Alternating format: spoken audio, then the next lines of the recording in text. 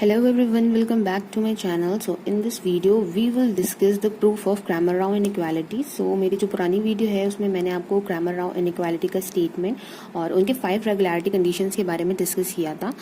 सो मैं जो वो वीडियो का लिंक है वो मैं डिस्क्रिप्शन बॉक्स में आप लोगों को दे दूंगी. आप लोग वहाँ से जाके चेक कर लीजिएगा या फिर ये जो आई बटन है यहाँ पे आप लोग उससे भी जाके उस वीडियो को एक बार चेकआउट कर लीजिएगा. सो मैंने आप लोगों को स्टेटमेंट में ये बताया था कि अगर जो आपका डी है अगर वो अनबाइज एस्टिमेटर हो जाए गामा थीटा के लिए, that means expectation of D is equal to gamma theta. That means अगर डी कोई भी स्टैटिस्टिक आपकी गिवन है जो कि आपकी अनबाइज एस्टिमेटर हो रही है गामा थीटा की, और मैं अगर ये बोलूं कि if D is unbiased estimator of gamma theta under 5 regularity conditions, then the lower bound of variance of D is given by sigma D square is greater than equal to gamma dash theta whole square whole upon expectation of del by del theta log L whole square. So यहाँ से आप लोग देख सकते हैं ये जो क्रैमर-राव inequality है उसको हम लोग कुछ इस तरह से रिप्रेजेंट करते हैं, जहाँ पे सिग्मा डी स्क्वायर आपका इस अनबाइज एस्टिमेटर का जो वेरिएंस है, आपका डी यहाँ पे है तो ये हो गया आपका वेरिएंस ऑफ दिस डी. तो इसका जो वेरिएंस है उसको हम लोग इस तरह से रिप्रेजेंट करते हैं और ये जो है क्वांटिटी ये इसकी लोअर बॉन्ड है. सो अब हम लोग प्रूविंग में देखेंगे कि हम लोग इसको किस तरह से प्रूव कर सकते हैं. सो आप लोगों को पता है कि अगर हम किसी भी पीडीएफ या फिर पीएमएफ को होल रेंज पे इंटीग्रेट कर दें या फिर समेशन कर देते हैं तो उसकी वैल्यू 1 होती है. सो हम लोग यहाँ से स्टार्टिंग करते हैं और हम लोग यहाँ से लिख सकते हैं इंटीग्रल रेंज ओवर यहाँ पे x वेक्टर है, देन सो x यहाँ पे आपका है वेक्टर और l है आपका जॉइंट पीडीएफ. सो अगर हम लोग इसको इंटीग्रेट करते हैं with respect to this vector, that means हम लोग इसको इंटीग्रेट करेंगे with respect to x1, with respect to x2, with respect to xn, because हमने जो भी अपना स्टैटिस्टिक लिया है वो फंक्शन होता है सैम्पल वैल्यूज का और सैम्पल वैल्यूज हमने ली थी x1, x2, xn. सो आप लोग एक बार मैं फिर से बोल रही हूँ, आप लोग एक बार वो क्रैमर-राव इनइक्वालिटी की जो मैंने स्टार्टिंग में एक वीडियो बनाई थी जिसका लिंक डिस्क्रिप्शन बॉक्स में दिया है, आप लोग वो जरूर चेक कर लीजिएगा तो आपको ये वाले वीडियो का जो मैं कंसेप्ट बोल रही हूँ वो आपको जरूर क्लियर हो जाएगा. सो इसको हम लोग x1, x2, xn के रिस्पेक्ट में इंटीग्रेट करेंगे तो उसको कंबाइन करके मैंने इस तरह से लिख दिया है. सो आप लोगों को पता है कि l क्या है, ये जॉइंट पीडीएफ है x1, x2, xn का. तो अगर मैं इसको इंटीग्रेट करती हूँ तो इसका इंटीग्रेशन आता है 1. ओके, देन अब देखिए मैं क्या करूंगी, अब मैं इस इक्वेशन को डिफरेंशिएट करूंगी विद रिस्पेक्ट टू थीटा और जो थर्ड हमारी रेगुलरिटी कंडीशन थी उसको मैं अप्लाई कर दूंगी.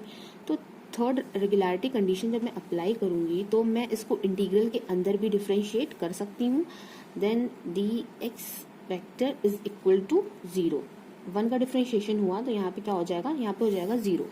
अब मैं इसको क्या कर सकती हूँ, मैं यहाँ से ले लूंगी L से मैं इसको डिवाइड कर दूंगी और L से ही मैं इसको मल्टीप्लाई कर दूंगी तो ये हो जाएगा कुछ इस तरह से.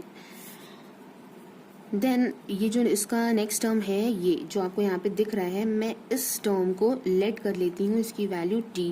Then t into L D X vector is equal to 0.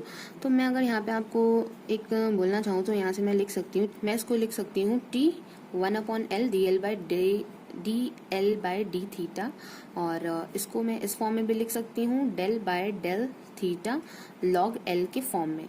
सो तो यहाँ पे मैंने इसकी वैल्यू t लेट कर ली है. अब यहाँ से अगर मैं फाइंड करना चाहूँ वेरिएंस ऑफ t, तो वेरिएंस ऑफ t का मैं फॉर्मूला लिखूंगी expectation of t square then in bracket expectation of t whole square.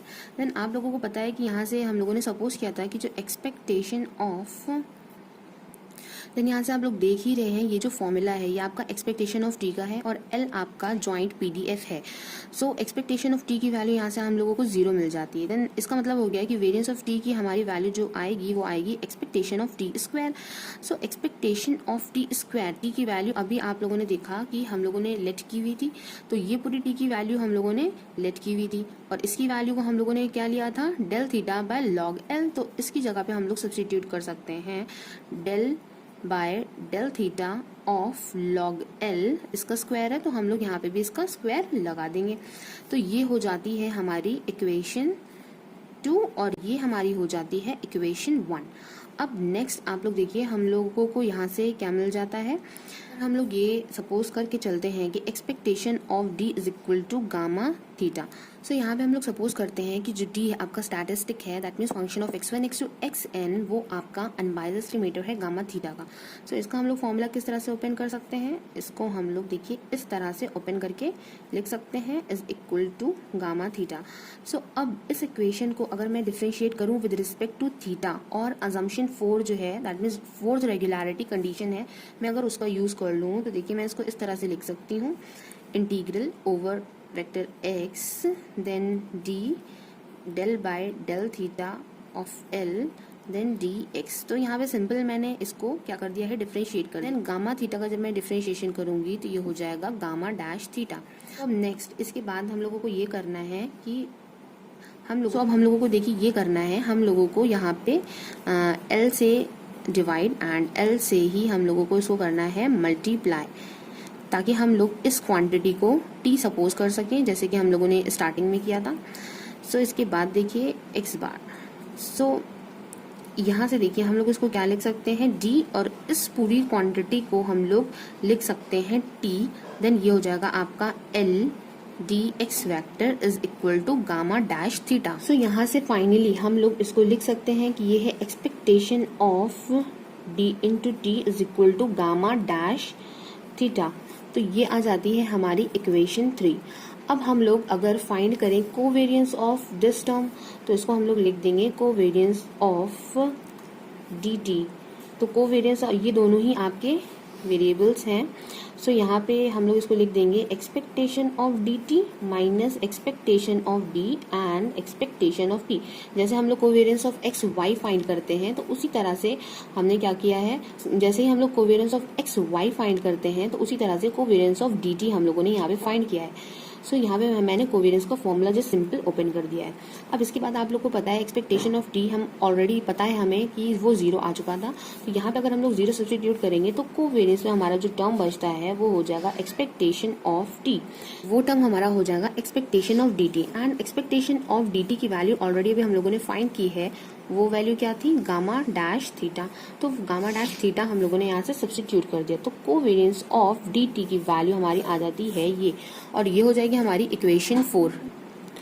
Now इसके बाद अगर हम लोग फाइंड करें correlation coefficient between D and T, so here we can write rho D T is equal to covariance of D T whole upon under root variance of D and variance of T. So यहाँ से हम लोगों को पता है कि जो correlation coefficient होता है उसकी जो रेंज होती है वो always less than equal to 1 होती है। यहाँ से अगर हम लोग ये वैल्यू सब्स्टिट्यूट करते हैं तो डायरेक्टली मैं यहाँ पे वैल्यू सब्स्टिट्यूट करके आपको बता रही हूँ। अब आप लोग यहाँ से देख सकते हैं इसका भी स्क्वायर हो जाएगा और इस टर्म का भी स्क्वायर हो जाएगा यहाँ से, तो ये आ जाएगा हमारा covariance D T whole square. Then यहाँ पे सिंपल हमारा आ जाएगा variance of D and variance of T is less than equal to 1। Then यहाँ से आप लोग देख सकते हैं कोवेरियंस ऑफ dt की वैल्यू हम लोगों ने ऑलरेडी फाइंड कर ली थी, तो उसकी वैल्यू मैं यहाँ पे सब्स्टिट्यूट कर दूंगी, gamma dash theta whole square variance of d। आप लोग को पता है वेरियंस ऑफ d की वैल्यू भी हम लोगों ने फाइंड करनी है, तो इसको मैंने वेरियंस ऑफ d उसी नोटेशन में मैंने सब्स्टिट्यूट कर दिया। देन वेरियंस ऑफ t ये भी हम लोग फाइंड कर चुके हैं स्टार्टिंग में, तो उसकी वैल्यू हमारी थी del by del theta log l whole square then less than equal to 1। अब हम लोग को देखिए ये वैल्यू फाइंड करनी है, तो यहाँ से हम लोग इस वैल्यू को इधर ले जाएंगे, तो ये हो जाएगा sigma D square is greater than equal to gamma dash theta whole square then upon expectation of del by del theta log L whole square. So यहाँ से हम लोग देख सकते हैं कि क्रैमर राव इनइक्वालिटी जो है वो हमारी प्रूफ होकर आ गई है। अगर हम लोगों को क्वेश्चन में या न्यूमेरिकल प्रॉब्लम में ये गिवन हो कि d is unbiased estimator of gamma theta, तो उसके लिए जो हम लोग ये क्रैमर राव इनइक्वालिटी का यूज करेंगे तो वो यहाँ पे हम लोग इसकी वैल्यू हमेशा 1 ले लेंगे। दैट मीन्स जो हमारी इनइक्वालिटी होगी वो इस फॉर्म में कन्वर्ट हो जाएगी। सो ये किस फॉर्म में, इस फॉर्म में कब कन्वर्ट होगी, व्हेन एक्सपेक्टेशन ऑफ, हम लोग ये लिख सकते हैं when expectation of d is equal to gamma theta, that means d is unbiased estimator of gamma theta. So यहाँ से हो गया है इसका प्रूफ। आई होप कि आप लोगों को इसका प्रूफ अच्छे से समझ में आ गया होगा, और अगर समझ में आया हो तो मुझे कमेंट बॉक्स में कमेंट करके ज़रूर बता दीजिएगा और वीडियो को ज़रूर लाइक कर दीजिएगा। Thank you for watching my video. Have a nice day.